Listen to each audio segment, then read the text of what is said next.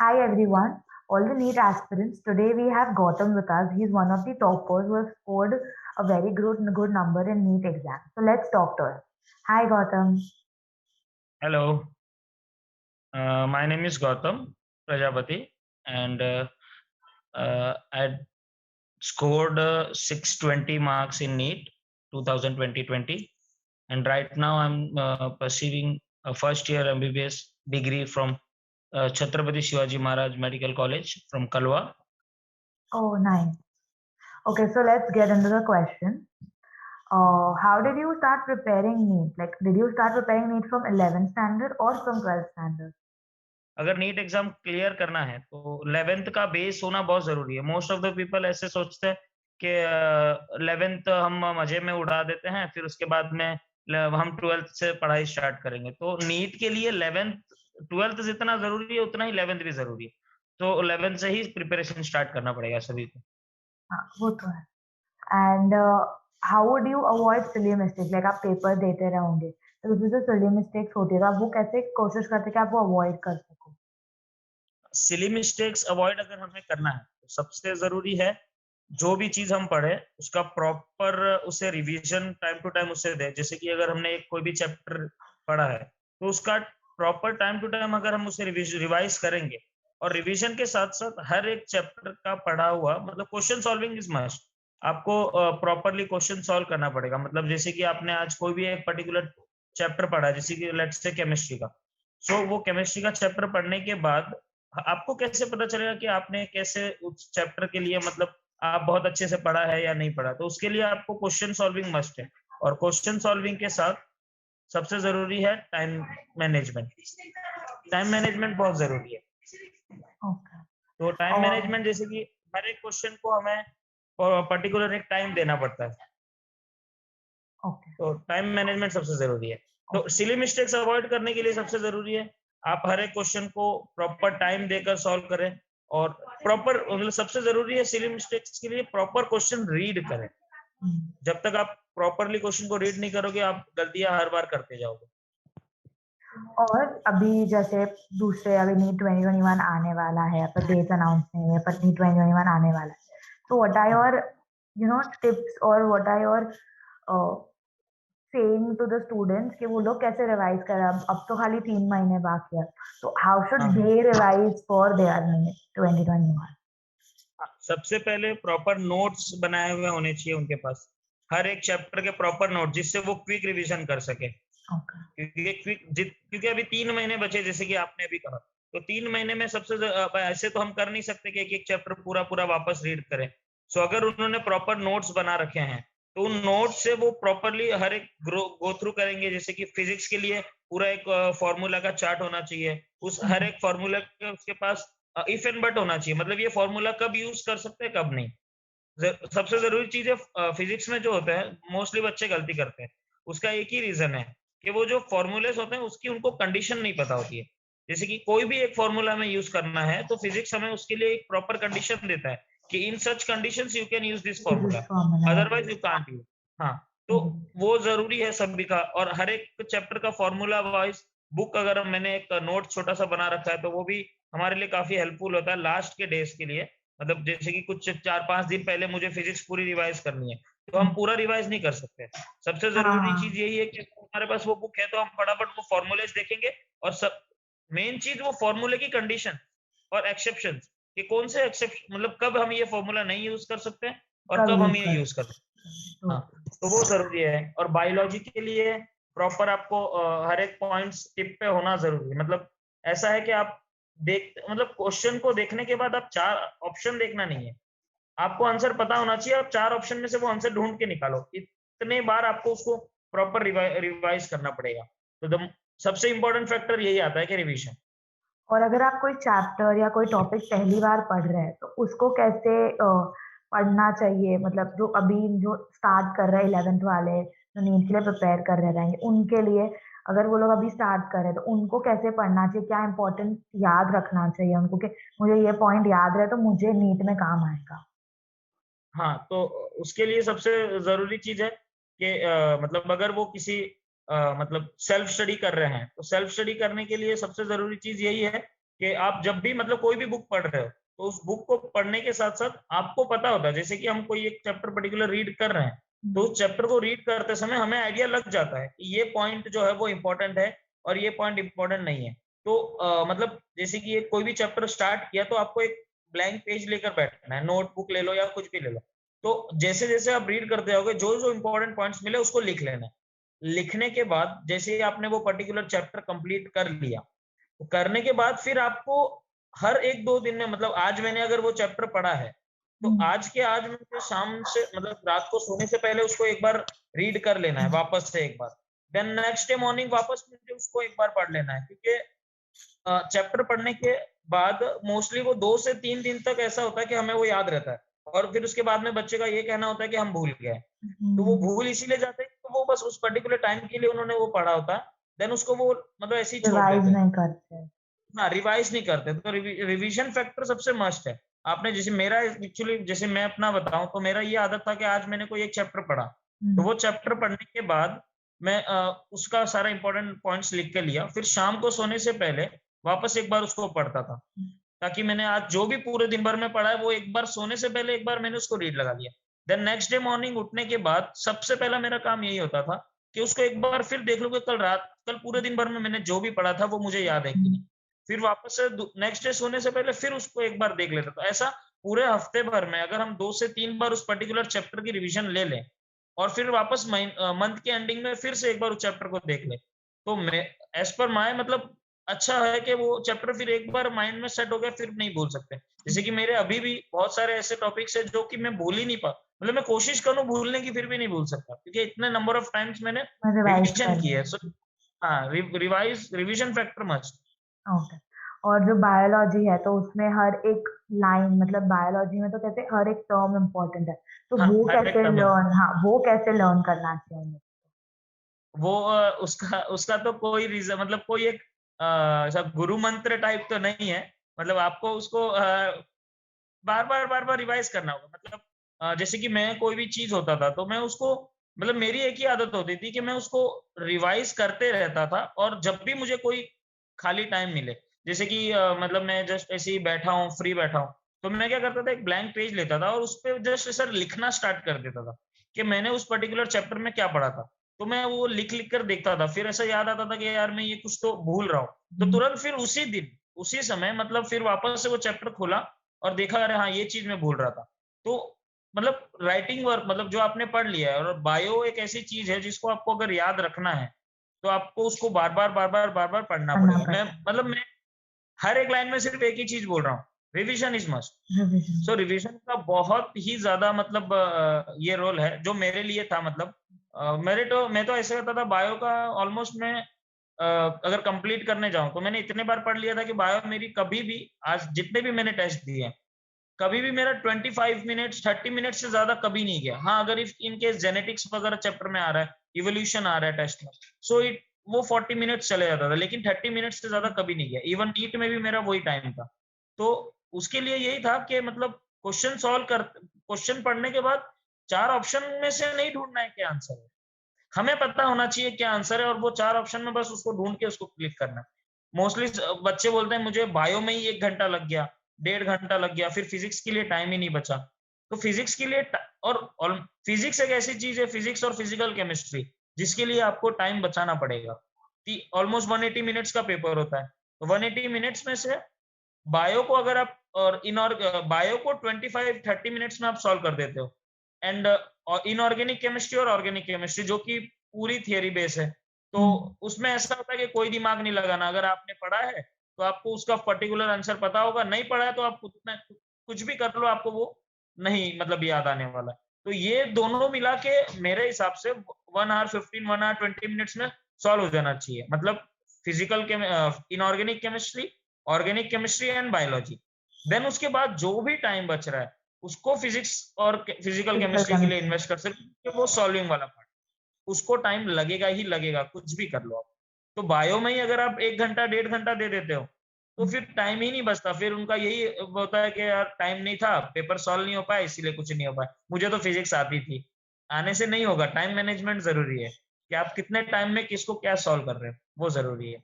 और ये नीट के लिए बच्चे 2 साल पढ़ते हैं, 11th 12th, और फिर नीट देते हैं।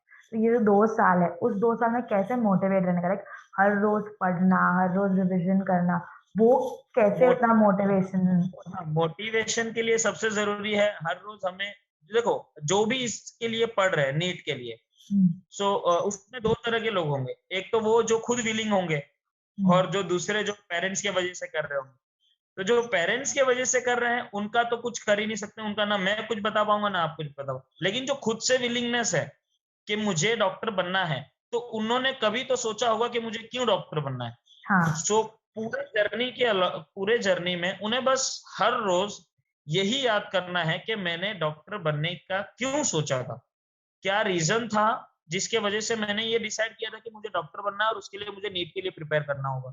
सो अगर आप पूरे जर्नी में रोज सुबह से शाम पूरे दिन भर में अगर एक दो बार भी आप ये सोच लेते हो कि ये रीजन था जिसके वजह से आई ऑप्टेड बायोलॉजी और इसके वजह से मुझे डॉक्टर बनना है, सो वो हमेशा उन्हें मतलब एक मेरे लिए तो यही मोटिवेटिंग फैक्टर था। और नेक्स्ट थिंग कि ये एक नोबेल प्रोफेशन है, मतलब बहुत ही नोबेल प्रोफेशन। तो एक मतलब एक सोसाइटी में जो उसके लिए रिस्पेक्ट होती है एक डॉक्टर के लिए, जैसे कि मैं भी अभी जब कॉलेज के लिए निकलता हूँ तो I used to wear white coat, तो वो राइट। व्हाइट कोट का मतलब जब मैं निकलता हूँ सोसाइटी में तो पीपल मतलब ऐसे देखते हैं कि यार ये कोई तो बंदा जो जा रहा है, मतलब सो मतलब एक होता है। और हमें भी एक प्राउड फील होता है कि हाँ हम एक मतलब एक ऐसे प्रोफेशन में जहाँ पे लोग हमें नेक्स्ट टू गॉड मानते हैं, मतलब या। बहुत बड़ी चीज है ये। और इवन मेरे लिए भी एक बहुत प्राउड मोमेंट है कि मतलब मुझे ये नीट में मतलब मैंने नीट क्रैक किया और जो मैंने सोचा था कि मुझे डॉक्टर क्यों बनना है, तो फाइनली मैंने उसको अचीव किया। और हाँ मतलब बोल सकते हैं कि मोटिवेटिंग फैक्टर तो यही है कि आपने क्यों डिसाइड किया था कि आपको डॉक्टर बनना है। अगर वो आप पूरे दिन भर में सोच लोगे एक दो बार तो आपको अपने आप अंदर से इंटरनल मोटिवेशन मिल जाए कि आपको इसलिए डॉक्टर बनना है। और 2017-18 के जो पेपर्स थे वो 2019-20 से थोड़े डिफरेंट थे। थोड़े क्या, बहुत डिफरेंट है, डिफरेंट थे। बहुत हाँ। बहुत डिफरेंस है। हाँ। हाँ बहुत तो difference आपको क्या लगता है कि 2021 का जो पेपर होगा वो है। थोड़ा वो डिफरेंट सेम आएगा? हाँ, और वो क्या उन सेम और बच्चों को कैसे प्रिपेयर होना 2020 चाहिए? में जो पेपर था, जो 2020 और 2019 का जो पेपर है, बिल्कुल उसी की तरह वो पेपर होगा।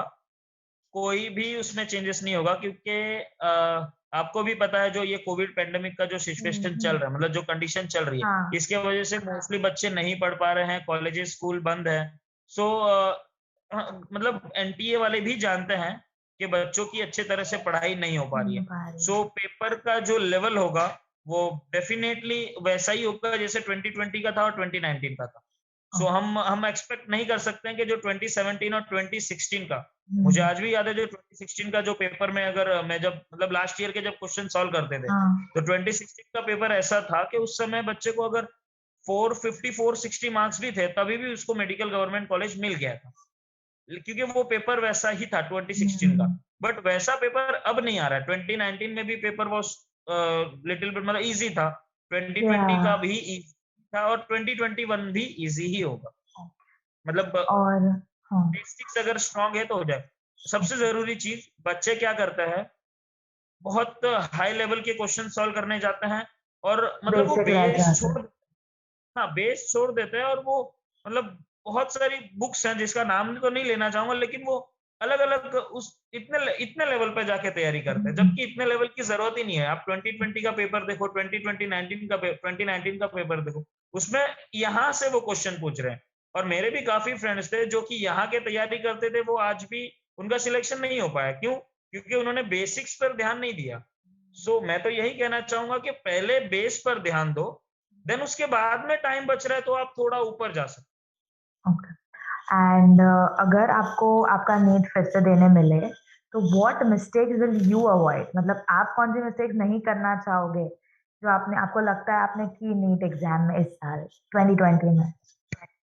अगर मुझे नीट वापस देने मिले तो जो सबसे बड़ी मिस्टेक थी जो मेरी, मैंने मतलब फिजिक्स सॉल्व करते समय मेरा ऐसा था कि मैं मतलब पहले सॉल्व कर लिया था, देन उसके बाद में बबलिंग करने गया था। बच्चे क्या करते हैं 180 क्वेश्चन सॉल्व कर लेते हैं, देन उसके बाद में वो बबलिंग करने जाते हैं। सो मैंने भी वही मिस्टेक करी कि पूरा मैंने सॉल्व किया, देन उसके बाद बबलिंग करने गया। तो उसमें क्या हुआ, मेरे 1-2 बबल्स Confusing हो। ऊपर नीचे हो गए, जिसकी वजह से टोटल मेरे 8 बबलिंग ऊपर नीचे हुआ। फिर मुझे याद आया कि यार ये क्या कर रहा हूँ, मतलब मेरे से गलती हो गई। सो वो मेरे लिए बहुत, जिसकी वजह से मेरा मार्क्स मेरा 620 पर ही रुक गया। वो सबसे बहुत बड़ी मिस्टेक थी। तो मैं तो ये बोलना चाहूँगा बच्चों को कि आप पर्टिकुलर सेक्शन में, जैसे कि आपने अगर क्वेश्चन नंबर 1 से स्टार्ट किया, तो 1 से 180 तक पहले पूरा आप एक बार गो थ्रू कर लो कि उसमें पूरे पेपर में 3 तरह के क्वेश्चंस होते हैं। एक पहला टाइप वैसा होता है कि आपको देखते ही आंसर याद है। दूसरा टाइप ऐसा होता है कि जिसको आपको थोड़ा सोचने की ज़रूरत है, और तीसरा टाइप ऐसा होता है कि आपको उसके लिए सॉल्व करना सॉल्व पड़ेगा, 2 से करना। 3 मिनट देना पड़ेगा। तो मोस्टली बच्चे क्या करते हैं, वो उसी के मतलब उनका ऐसा होता है, वो स्ट्रिक्ट हो जाता है कि मतलब मैं एक के बाद दूसरा करूँगा, दूसरे का तीसरा, जब तक तीसरा नहीं होगा मैं चौथे पर नहीं जाऊँगा। हुँ, और फिर उनको लास्ट में फिर पता चलता है यार केमिस्ट्री में तो 15 क्वेश्चन ऐसे थे जो कि मुझे पूरे के पूरे आते थे, हुँ, लेकिन यार मैं वहाँ तक पहुँच ही नहीं पाया, मैं उसे रीड ही नहीं कर पाया। हुँ, तो ये सबसे ज़रूरी चीज़ है कि आप पहले क्या करो, 1 से 180 तक पूरे चले जाओ एक बार, पूरा स्टार्टिंग से 180 तक, और उसमें आपको जो तुरंत देखते ही आंसर आ रहा है, वो एक बार आप पूरा सॉल्व कर लो। सॉल्व करने के बाद में तुरंत उसके बाद में फिजिक्स का जैसे ही हो गया, बबलिंग कर दो, केमिस्ट्री हो गया, बबलिंग कर दो, बायोलॉजी हो गया, बबलिंग कर दो। देन हुँ, उसके बाद में फिर तो सेकंड राउंड में आप वापस से एक बार देखोगे जिसको आपको सॉल्व करने की ज़रूरत थी। मतलब 1-2 में एक मतलब थोड़ा सॉल्व करना पड़ेगा। उसको क्या क्या करना है, जैसे ही वो क्वेश्चन सॉल्व हो, तुरंत बबलिंग, सॉल्व हो, तुरंत bubbling. Then third third type ऐसा है कि आपको सॉल्व करने का टाइम अगर मिले तो आपको उसको सॉल्व कर सकते हो, वरना आपको कोई 720 आउट ऑफ 720 तो लाना नहीं है आपको सिलेक्शन के लिए। 650 प्लस भी रहा तो भी आपका काम हो जाएगा। तो सबसे जरूरी चीज है बबलिंग का, जो जो गलती मोस्टली हुँ, बच्चों से गलती होती है बबलिंग। तो आपको बबलिंग के लिए सबसे जरूरी चीज ये है कि पर्टिकुलर सेक्शन में उसको डिवाइड कर लो। फिजिक्स का अगर आपने सॉल्व कर लिया, पहले फिजिक्स की ईज़ी, बबलिंग करके लो। मॉडरेट और डिफिकल्ट में। हाँ, हाँ। और केमिस्ट्री का अगर सॉल्व हो गया तो केमिस्ट्री का बबलिंग कर लो, बायोलॉजी का पेपर। एक साथ 180 के 180 बबलिंग करने जाओगे, गलती ज़रूर होगी। हुँ। और how did you manage your NEET preparation in your life? मतलब 11th-12th में तो होता है ना स्टूडेंट्स को कि कॉलेज लाइफ एन्जॉय करते हैं, तो how did you manage that? College life enjoyment तो वो तो है। मतलब सभी को ऐसा लगता है कि अब 10th मतलब सभी को क्या ऐसा जनरली बोला जाता है कि जब हम 10th में होते हैं तो बोलते हैं यार एक एक बार ये 10th का बोर्ड एग्ज़ाम हो जाए, फिर उसके बाद में मस्ती-मस्ती। हुँ, फिर 11th में आते हैं तो फिर पता चलता है कि 11th-12th के बाद में नीट एग्ज़ाम हमारा वेट कर रहा है। तो हम मस्ती तो मस्ती तो भूल ही जाते हैं कि हाँ, मस्ती करनी भी है कि नहीं। तो हाँ, एन्जॉयमेंट ज़रूरी है, लेकिन हाँ, कुछ सैक्रिफाइसेस करने पड़ेंगे आपको, मतलब कुछ चीज़ें आपको सैक्रिफाइस करनी पड़ेगी। जैसे कि मतलब मैंने, जैसे कि मैं अपना बताऊँ तो मैं पूरे 11th-12th के पूरे जर्नी में कभी भी मोस्टली मुझे लगता है 1-2 बर्थडे मैंने अटेंड किए होंगे। बाकी मेरे सारे फ्रेंड्स मुझसे चिढ़ते थे, "यार तू आता नहीं है बर्थडे में, तू खेलने नहीं आता है, तू ये वगैरह-वगैरह", मतलब ऐसे ताने मारते थे कि ऐसा है, बहुत पढ़ाकू है वगैरह-वगैरह। देन आफ्टर ऑल सब न्यूट्रलाइज़ हो गया जब मेरा रिज़ल्ट आया और उन्होंने मुझे देखा किसी गवर्नमेंट मेडिकल। तो वो कोई लेना-देना मतलब कुछ इतना मैटर नहीं करता है। आपको प्रॉपर आपके स्टडीज़ पर ही फ़ोकस्ड रहना है, क्योंकि अगर आप स्टडीज़ पर फ़ोकस नहीं हो, तो ऐसा मेरा मानना है जैसे 1-2 दिन आपने बहुत अच्छे से पढ़ा, थर्ड डे आपने कोई वीकेंड मतलब छुट्टी पे चले गए। अब वो जो 2-3 दिन आपने पढ़ा है, वो भी वो है। तीसरे दिन अगर आप गैप कर जाते हो तो फिर वो खत्म हो जाता है, उसका कुछ में हुँ, लेना-देना नहीं। फिर वो आपको फिर उसको वापस स्टार्टिंग से पढ़ना पड़ता है। तो पूरे 11th-12th के जर्नी के दौरान आपको हर दिन पढ़ना ही पढ़ना है, और उसको फ्री टाइम में सबसे ज़रूरी चीज़ है मेमोराइज़ करना। मतलब हुँ, आप जैसे कि अभी फ्री बैठे हो, कहीं जा रहे हो, फ्री हो, तो मेमोराइज़ करो कि जैसे कि फिज़िक्स का कोई एक चैप्टर ले लो, फ्लूइड मैकेनिक्स, तो फ्लूइड मैकेनिक्स में कौन से फ़ॉर्मूले थे, क्या था, क्या टॉपिक्स थे, उसके अंदर क्या एक्सेप्शंस थे, वो सारी चीज़ अगर आप मेमोराइज़ करोगे तो आपको पता चलता रहेगा कि आपको कितना याद है, कितना याद नहीं है। तो मेमोराइज़ करना भी सबसे ज़रूरी चीज़ है। Okay. Thank you, that's all for today and I hope जो भी टॉपर्स हैं उनको बहुत अच्छा टिप्स मिला रहेगा आपसे and it would be great for them. Thank you for coming and see you. Welcome. Thank you guys for watching this video. If you liked it, please give it a thumbs up and like, share and subscribe to our channel. And I hope you have learned a lot from the topper. You can follow us on Instagram, Twitter and Facebook. And we run daily quizzes on Telegram. So go join our Telegram group now. Bye.